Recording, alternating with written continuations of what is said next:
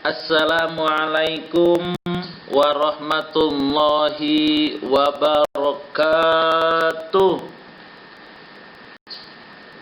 Innal hamdalillah salatan wa salaman ala rasulillahi amma ba'd. Puji syukur pada Allah Subhanahu wa taala atas karunia, atas rahmat yang masih diberikannya kepada kita. Selawat beriringkan salam kepada Nabiullah Muhammad sallallahu alaihi wasallam. Allahumma fasholli wa sallim wa barik ala nabiyina Muhammadin wa ala alihi wa ashabihi ajmain. Anak-anak siswa-siswi SMA Muhammadiyah Langsa, khususon kelas 11 program IPA dan IPS. Alhamdulillah kita masih diketemukan kembali melalui dunia maya ini di season yang kedua daripada materi taat pada aturan, perilaku kompetitif dalam kebaikan, serta kerja keras. Anak-anak sekalian dirahmati Allah Subhanahu wa taala, pada hari ini kita coba akan membahas tentang bentuk-bentuk perilaku, ya, bentuk-bentuk perilaku taat pada aturan, perilaku kompetitif dalam kebaikan, kerja keras dalam kehidupan kita sehari-hari. Targetnya anak kami sekalian, kamu bisa mengaplikasikan taat pada aturan, kompetitif dalam kebaikan, serta kerja keras itu dalam kehidupan kamu sehari-hari. Nah, anak kami sekalian, adapun bentuk perilaku taat pada aturan di rumah. Ya, ini bentuk-bentuk perilaku taat pada aturan di rumah yang harusnya kamu terapkan dalam diri kamu masing-masing. Yang pertama itu diantaranya adalah disiplin bangun pagi. Yang kedua, pamitan dengan orang tua setiap keluar rumah. Jadi apapun aktivitas kamu, kegiatan kamu, kalau mau keluar dari rumah, permisi dulu sama orang tua. Bukan nyelonong aja, tidak. Tapi permisi dulu kepada orang tua. Beritahu orang tuanya kemana tujuan kamu. Yang ketiga, kamu harusnya membantu pekerjaan orang tua, meringankan beban orang tua, misal menyapu rumah, menyapu pekarangan, membersihkan taman, nyuci piring. Kan itu pekerjaan-pekerjaan yang bisa kamu lakukan, tidak harus yang dikerjakan oleh orang tua. Yang keempat, kamu senantiasa melaksanakan sholat berjamaah, baik di rumah ataupun di masjid. Laki-laki disunahkan sholat berjamaahnya di masjid, sedangkan perempuan disunahkan sholatnya di bilik ataupun kamarnya masing-masing. Yang terakhir, perilakunya adalah rajin belajar di rumah. Sebagai pelajar, harusnya kamu senantiasa mengulang-ulang pelajaran kamu, mengulang-ulang materi pelajaran yang ada. Itu perilaku taat pada aturan di rumah. Selanjutnya kami sekalian, bentuk perilaku taat pada aturan di sekolah. Nah, tadi kan di rumah tuh. Nah, sekarang ini di sekolah. Yang pertama, bentuk contoh perilaku taat pada aturan di sekolah. Yang pertama, masuk dan pulang sekolah tepat waktu. Nah, datang ke sekolah jam berapa? Nah, kalau di sekolah kita, bel masuk itu jam 7.20, lalu apel pagi. Maka datanglah kamu ke sekolah itu sebelum jam 7.20. Supaya apa? Supaya nggak telat apel paginya. Nah, pulang sekolah gitu juga tepat waktu. Kalau kamu pulang sekolah tidak pada waktu yang ditentukan, itu bisa tergolong cabut kalau kamu nggak permisi dari sekolahnya. Itu dia. Yang kedua, mentaati semua peraturan sekolah. Ini harus. Namanya di mana kamu belajar, di situ kamu ikuti aturan mainnya. Yang ketiga, hormat pada guru, sayang dengan teman. Guru itu dihormati, teman itu disayangi. Nah, selanjutnya yang keempat, menjadikan diri contoh teladan bagi teman. Kamu jadikan diri kamu itu, contoh yang baik bagi teman kamu. Bukan contoh yang buruk. Atau jangan kamu mencontoh yang buruk dari teman kamu. Nah, itulah bentuk-bentuk perilaku taat pada aturan di sekolah. Anak-anak kami sekalian, selanjutnya adalah bentuk perilaku taat pada aturan di masyarakat, tempat tinggal kamu. Nah, sebagai pelajar, kita wajib mentaati semua aturan masyarakat. Aturan masyarakat itu umumnya tidak tertulis. Aturannya di masyarakat itu tidak tertulis, tapi itu ada. Nah, kalau dalam hukum itu namanya hukum adat. Dia ada tapi tidak tertulis. Dan semua orang paham tentang hukum itu, mengerti, tahu tentang hukum itu. Nah, pelajar juga harus berperilaku sopan, berperilaku santun di masyarakat. Itu harus.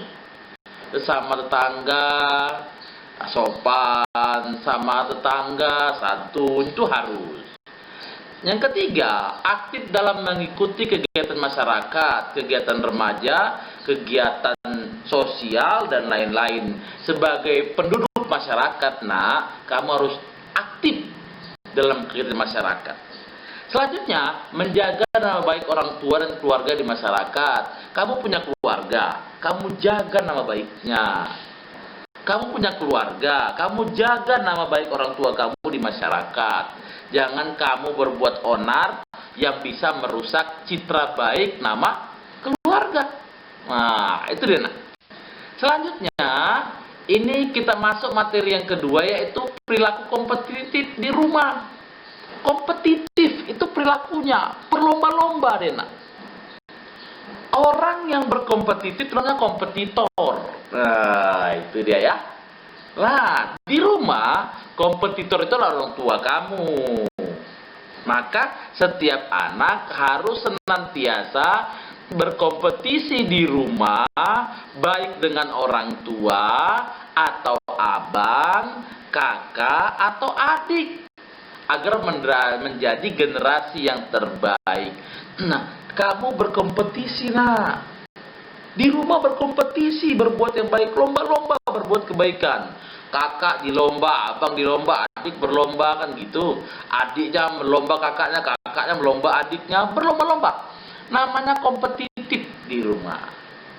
Sedangkan perilaku kompetitif di sekolah, yaitu di sekolah kompetitornya siswa yang pandai dan punya keunggulan, dialah kompetitor. Nah, kalau kamu nggak memiliki kepandaian, nggak memiliki keahlian, alias siswa yang malas, kamu akan menjadi kompetitor, hanya menjadi pecundang. Maka kompetitor itu syaratnya punya prestasi unggul, berperilaku sopan santun, gemar ibadah, gemar sedekah, dan gemar membantu. Itu kompetitor di sekolah. Jadi bukan orang bermalas-malasan, bukan. Kompetitor itu aktif. Nah, anak-anak kami sekalian, selanjutnya bentuk perilaku kompetitif di masyarakat. Tadi ada di rumah, kompetitif di rumah, kompetitif di sekolah.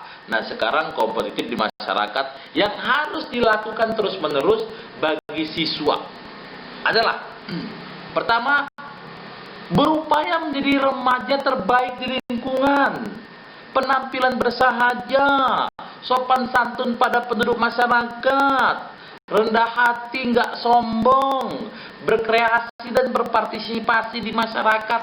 Ini namanya berkompetitif di masyarakat. Selanjutnya, prinsipnya seorang siswa atau pelajar itu kamu dituntut untuk terus mengasah diri dengan ilmu dan perilaku sehingga mampu menjadi sosok manusia terbaik atau uswatun hasanah. Nah, seorang pelajar itu harus terus ya senantiasa continue mengasah dirinya dengan ilmu dan perilaku agar kamu menjadi manusia, sosok orang yang terbaik ataupun uswatun hasanah. Nah, anak-anak sekalian, selanjutnya adalah hikmahnya. Banyak loh hikmah. Hikmah itu manfaat, nak. Apa hikmahnya? Apa manfaatnya? Manfaat ataupun hikmah perilaku kompetitif dalam kebaikan di rumah, di sekolah, dan masyarakat. Hikmah apa? Pertama, dimanapun kamu berada, kita akan memperoleh ketenangan hidup. Itu pasti, nah. Jadi kalau orang yang kompetitif, taat pada aturan, ya, dimanapun dia, hikmahnya yang pertama adalah dimanapun berada, kita akan memperoleh ketenangan hidup. Gak diganggu. Yang kedua, memudahkan kamu mencapai cita-cita. Gak akan mungkin kamu mampu mencapai cita-citamu kalau kau malas. Gak mungkin. Kalau kau gak kompetitor, gak mungkin. Kamu harus menjadi kompetitor agar cita-citamu gampang kamu wujudkan. Selanjutnya, dicintai semua orang. Baik guru, orang tua, teman, tetangga, dan masyarakat. Itulah hikmahnya, manfaatnya. Kalau kamu taat pada aturan, kompetitif, berbuat kebaikan, ya kan? Kau dicintai oleh guru, dicintai orang tua, dicintai teman, tetangga, dan masyarakat. Masyarakat senang nengok kita. Masyarakat tuh suka nengok kamu. Kenapa? Kamu baik, kamu kompetitor. Nah, itu dia, nak, ya. Nah, selanjutnya hikmahnya adalah hidup tenang, tentram, nyaman, plus bahagia, sebab tidak punya musuh. Orang yang selalu berbuat kebaikan itu musuhnya hampir tidak ada.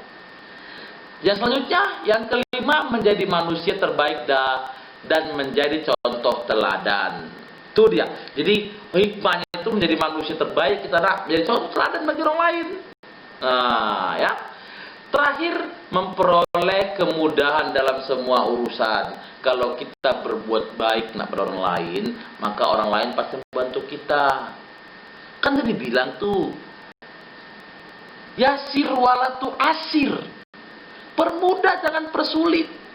Kalau kita mempermudah orang lain, maka orang lain juga akan mempermudah kita. Itu hukum yang pasti. Nah, anak kami sekalian, itu tadi gambaran yang dapat Bapak sampaikan.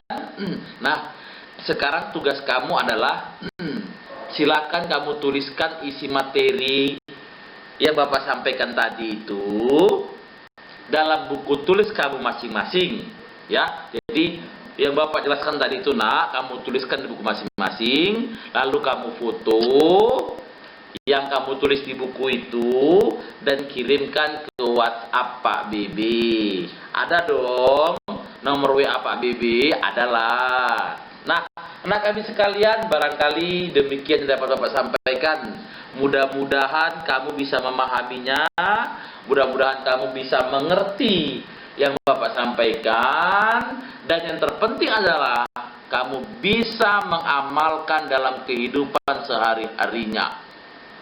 Lebih dan kurang mohon dimaafkan. Nun wal qalami wa ma yasturun. Assalamualaikum warahmatullahi wabarakatuh.